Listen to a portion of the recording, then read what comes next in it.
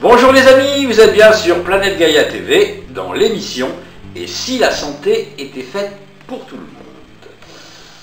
Aujourd'hui, je suis de retour au centre holistique du Marais, dans le 3e arrondissement, qui a la gentillesse de nous prêter ses locaux et de nous accueillir pour nous faire rencontrer une de ses praticiennes, Noémie Morales Soria, voilà, qui fait de l'hypnose. Tu es hypnothérapeute. Oui, c'est ça. D'accord, ok. Alors avant de nous raconter un petit peu comment tu travailles, est-ce que pour les gens qui ne te connaissent pas encore, tu pourrais en quelques mots raconter qui tu es, d'où tu viens, et surtout comment tu en es arrivé là? Bien sûr. Moi je m'appelle Noémie Morales Soria, je suis mexicaine. Moi ça fait 11 ans que je suis en France, donc je suis arrivée il y a quelques années. Et l'hypnose est arrivée à ma vie d'une façon pour moi inattendue, parce que j'étais dans un moment de ma vie où je me sentais coincée, et j'avais mon travail et tout, mais vraiment dans ma vie, il y avait les choses qui étaient un peu monotones. D'accord. Et un jour, j'ai trouvé une personne qui parlait de l'hypnose, où je commençais à m'intéresser. Et petit à petit, j'ai commencé à regarder un peu plus d'informations et je tombais sur une formation qui m'a interpellée et je me suis dit pourquoi pas faire une formation pour moi. Pourquoi? Parce qu'à l'époque, moi j'avais mon travail et ma peur, la plus grande que j'avais, c'était de parler en public. Vraiment, parler en public, c'était très compliqué pour moi depuis que j'étais au collège. Donc c'était une peur qui restait là depuis très très longtemps.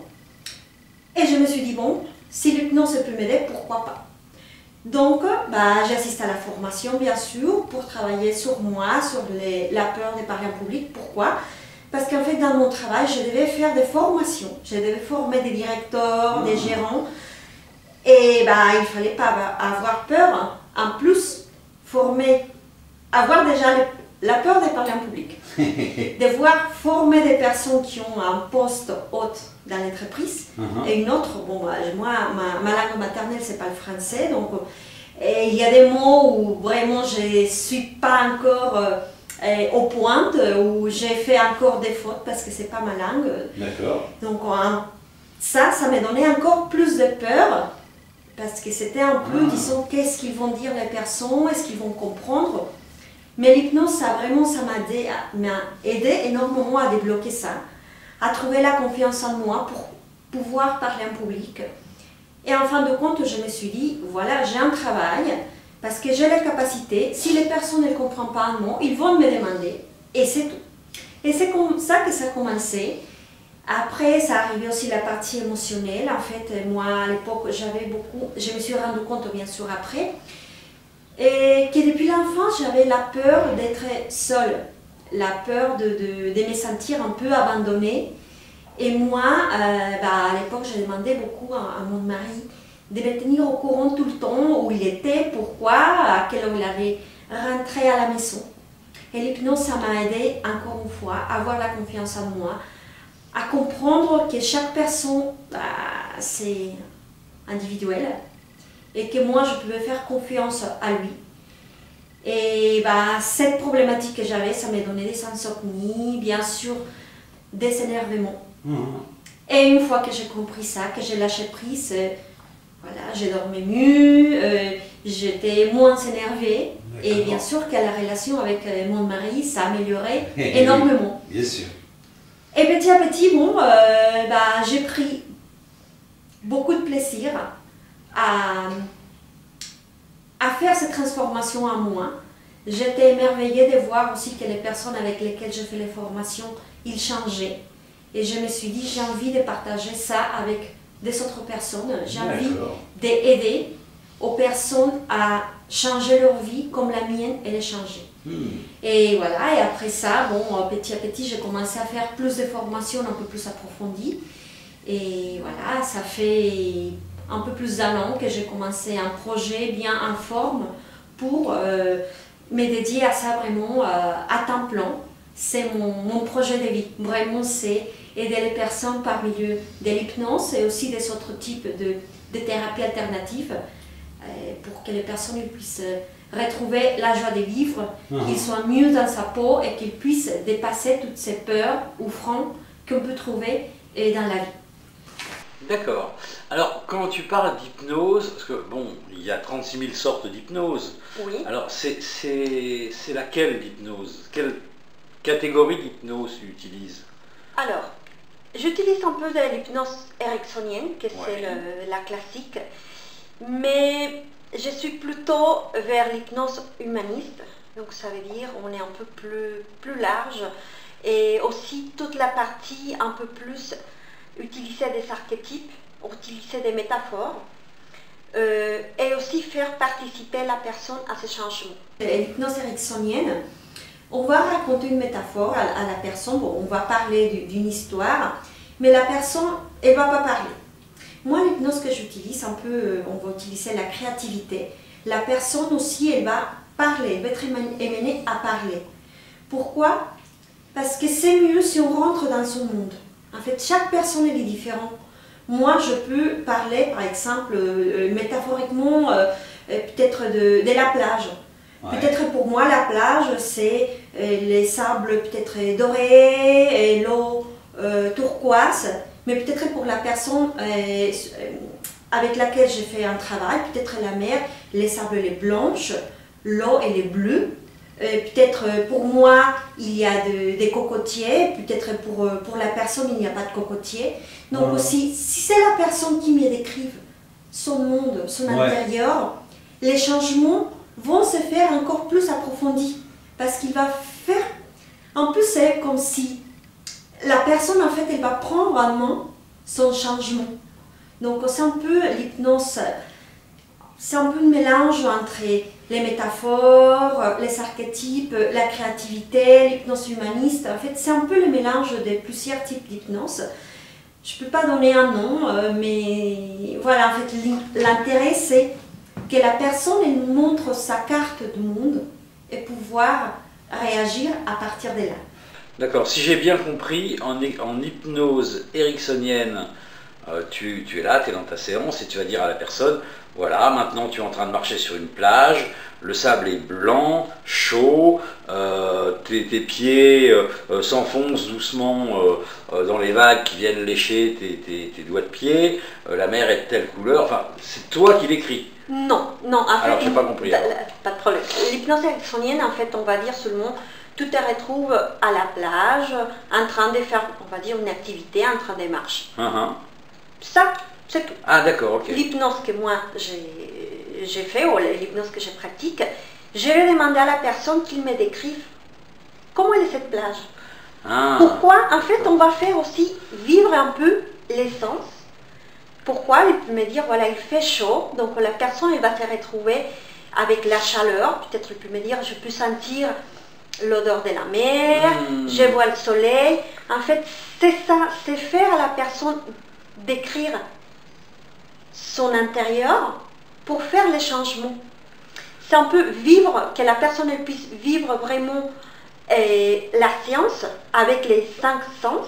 Ouais. Tandis que l'hypnose ericksonienne, elle va rester très vague. Elle va parler de la plage, qu'il fait un temps magnifique, on pourrait dire, ou des beaux temps, sans rentrer dans des détails.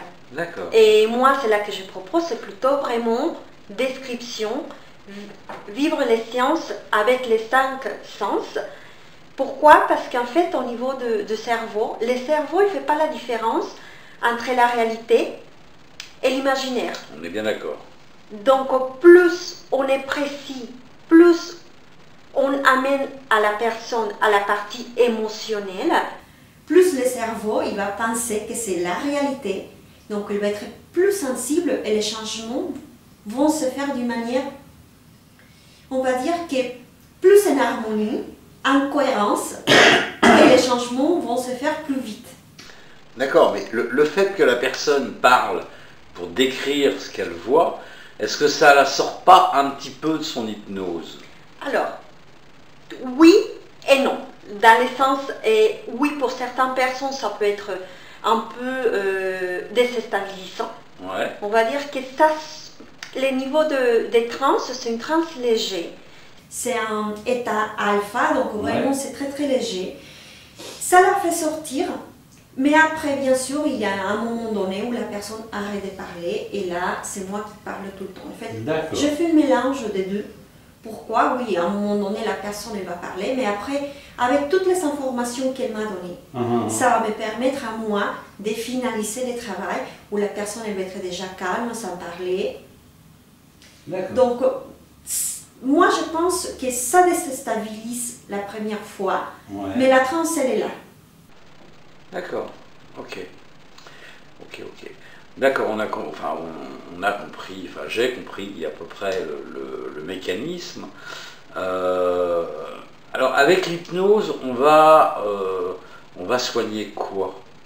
Alors, l'hypnose, elle aide à plusieurs problématiques, par exemple, problématique des sommeils, toute la partie, les séparations difficiles qu'on peut vivre dans la vie, ça peut être qu'on se sépare d'une personne, qu'on change de travail au moment de la retraite, soit ça peut être aussi les séparations, les décès de quelqu'un. En fait, c'est toutes les problématiques émotionnelles qui peuvent arriver dans la vie. L'hypnose, elle va aider à changer cette émotion. En fait, on va aider à gérer les comportements. D'accord. Et ça aide aussi pour la partie les phobies, les peurs. Oui, les phobies. J'ai peur du feu, j'ai peur des araignées, j'ai peur des souris. Oui, bien sûr. Ça peut aider aussi, par exemple, comme je vous ai dit tout à l'heure, moi j'avais peur de parler en public, quelque chose qu'aujourd'hui s'est dépassé. Vous voyez, elle fait de la télévision. C'est ça. Et aussi, bon, je vais commencer bientôt à faire des conférences, donc voilà, merci. Et, ça peut aider aussi, par exemple, il y a la partie émotionnelle, ça peut être aussi arrêter la cigarette. Donc les addictions. Les addictions. Les addictions. Et toute forme d'addiction. Toute forme d'addiction. Oui, ça peut être même l'addiction au téléphone aujourd'hui, aux jeux vidéo, les nouvelles addictions qu'il n'y avait pas il y a quelques années. Ça aide aussi pour les contrôles de poids. Et moi, je me suis spécialisée à poser on va dire, c'est la réduction virtuelle de l'estomac. On pourrait dire en termes médicaux, ça sera poser des anneaux gastriques hypnotiques.